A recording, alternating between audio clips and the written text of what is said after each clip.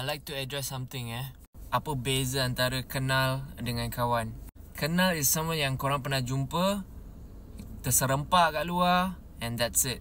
Manakala kawan pula is someone that you know diorang background, someone that got your back.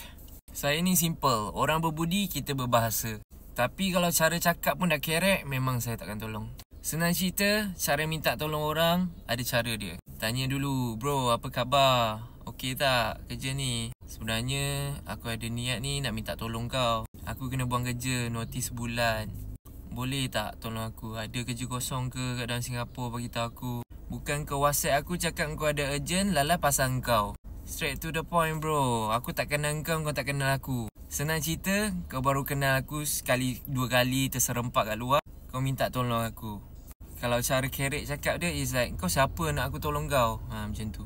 Kalau macam tu cara cakap dia, aku ada connection ke, aku ada kerja pun aku takkan suggest kau. Sebab apa? Lalas nama yang busuk, aku juga yang busuk. Aku yang suggest kau masuk kerja tu.